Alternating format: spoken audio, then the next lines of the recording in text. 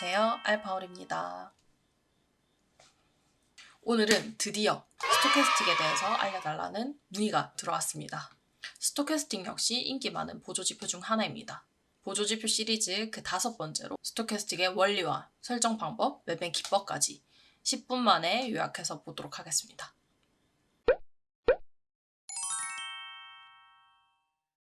자, 먼저 스토캐스틱이 뭔지에 대해서 간단하게 설명을 드려볼게요. 자, 스토캐스틱이란 주식 투자의 기술적 분석에 사용되는 보조지표로 공식 명칭은 스토캐스틱 오실레이터다. 오실레이터가 뭐냐? 추세의 강도를 표시하고 시장이 그래서 과매수가 됐는지 과매도가 됐는지 그걸 평가할 수 있게 알려주는 그런 기술 분석 지표라고 보시면 됩니다. 간단하게 원리를 설명드리기 위해서 그림을 한번 가져와 봤는데요. 자, 최고가 최저가를 N일 동안 봅니다. 그래서 N일 동안의 최고가와 최저가를 지정을 하는 거죠. 그 가격을. 그래서 오늘 주가가 만약에 최고가에 가깝다 라고 하면은 사람들이 매수를 많이 하고 싶었다. 매수세가 강했다 라고 해석을 할 수 있는 거고요. 반대로 최저가에 가깝다. 사람들이 많이 팔았다고 생각하면 됩니다. 매도세가 강했다 라고 해석을 할 수 있는 거죠. 이 스토캐스틱은 중심 가격, 아까 예를 들면 5만원, 만원이 있으면 3만원으로 회계하려는 그런 중심 가격으로 회계하려는 성질을 활용한 지표입니다. 그래서 횡보장이나 추세가 없는 그런 기간, 구간에서 좀 더 적중률이 높은 그런 보조지표죠. 이거는 꼭 기억을 해주시기 바랍니다.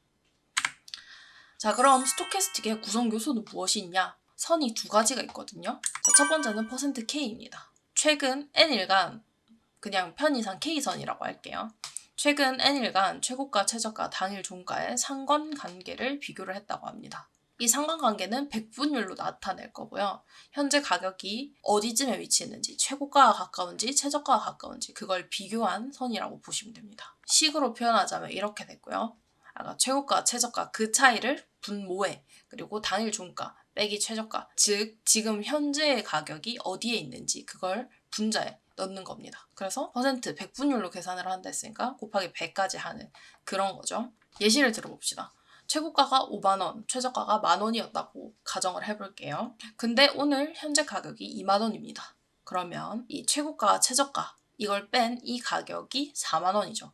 그거를 이제 분모에 넣는 거예요. 그리고 이 현재가 2만원이었죠? 2만원 빼기 최저가를 하면 만원이 나옵니다. 그걸 분자에 넣는 겁니다. 이렇게 되면 무슨 상황이 발생하냐? 이 4만원 부분 중에서 이 현재가가 지금 얼만큼 올라와 있는지 그걸 알 수 있게 되는 거죠. 그래서 아까 식에 넣듯이 분모에 4만원, 분자에 만원을 넣으면 지금 %K로 나타냈을 때 현재가는 이제 최고가, 최저가 그 사이에 25%의 수준으로 머물러 있다라고 해석을 하는 거죠. 25%면 어느 정도가 되는지 대략 감이 오실 겁니다. 과매도를 한 상태니까 매수하기 좋은 시점이라고 판단을 할 수 있겠죠.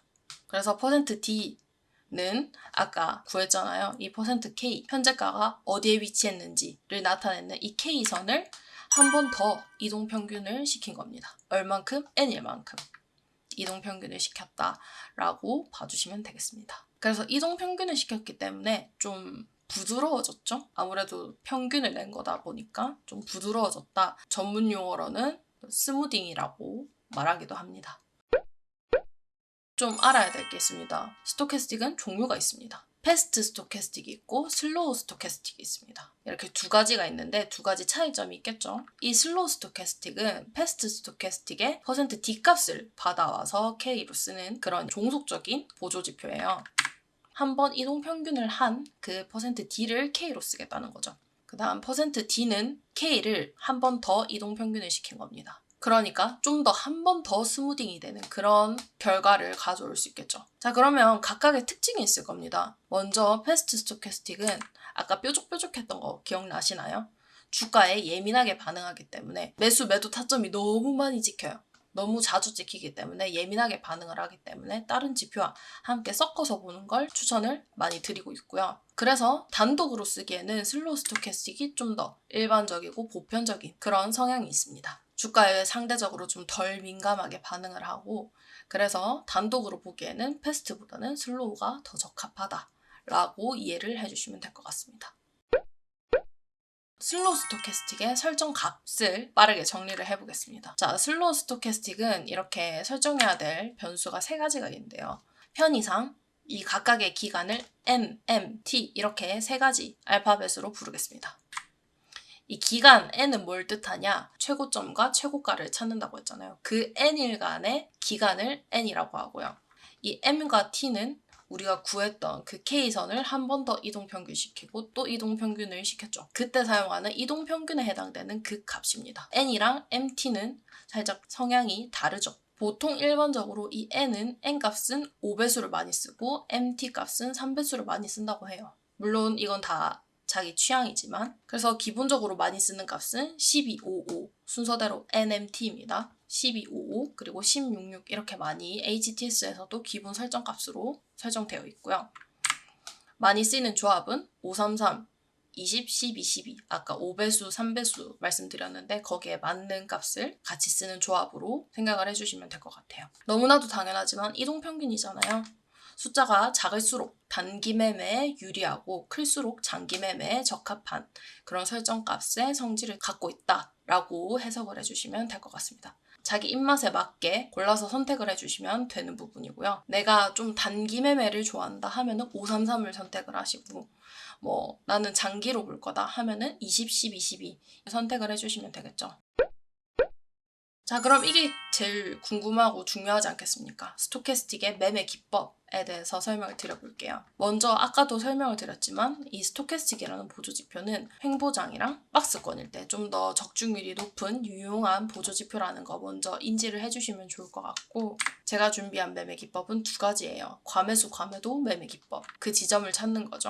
그리고 K선과 D선이 교차하는데 그게 골든 크로스로 교차하는지 데드 크로스로 교차하는지 그거에 따라서 매수 매도 타점을 찾는 방법입니다.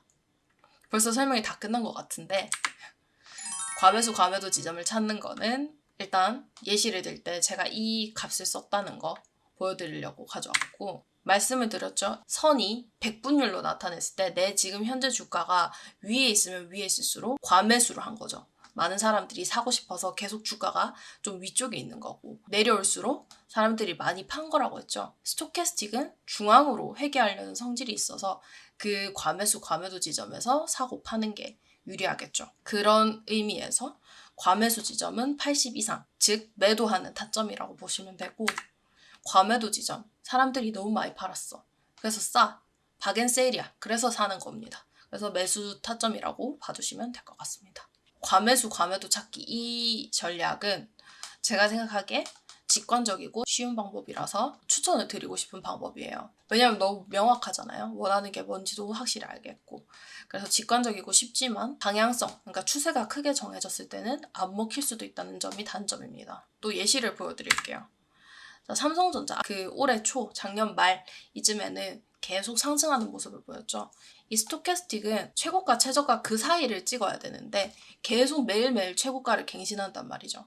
그러니까 항상 기준선보다 위에 있게 되는 겁니다. 계속 오르니까 언제 사야 될지를 모르는 거죠. 이 스토캐스틱 하나만 쓸 때는 그런 단점이 있다. 그래서 박스권, 횡보장일 때 그때 쓰는 게 좀 더 적합할 것 같다라는 조언까지 함께 추가를 하겠습니다. 이것도 대표적인 매매 기법 중 하나죠. K선과 D선이 교차할 때 그때 매수 타점, 매도 타점을 찾는 겁니다. K선이 D선을 상향 돌파, 골든 크로스일 때 매수를 한다. K선이 D선을 하향 돌파, 데드 크로스 했을 때 매도를 한다 라고 생각을 해주시면 될 것 같습니다. 자, 어디서 많이 들어본 것 같지 않나요?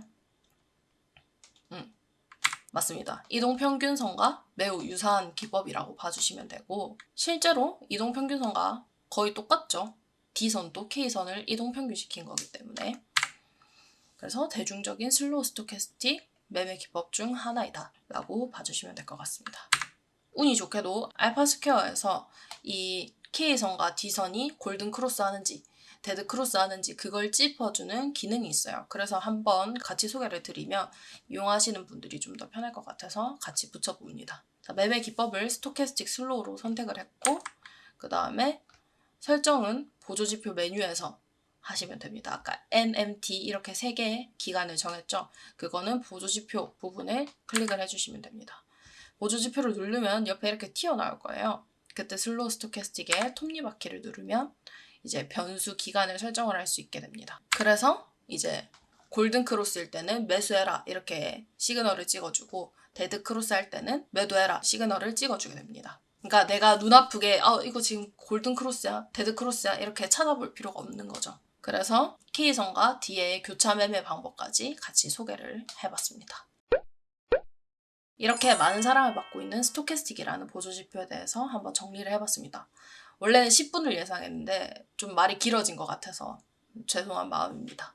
경제, 주식에 관해서 궁금한 점이 있거나 설명이 필요한 부분이 있다 라고 하시면 댓글에 남겨주시면 제가 바로 준비를 해보도록 하겠습니다. 다음은 제 구독자님 중에 한 분인 HM님께서 피보나치 돌림선에 대해서 설명을 해달라고 하셨어요. 그래서 다음에는 피보나치 돌림선에 대해서 준비를 해볼 예정이고요. 언제든지 궁금하신 게 있다면 댓글로 남겨주세요. 제가 최대한 열심히 준비해보도록 하겠습니다. 영상이 도움되셨다면 구독과 좋아요 부탁드리도록 하겠습니다. 오늘도 시청해주셔서 감사합니다.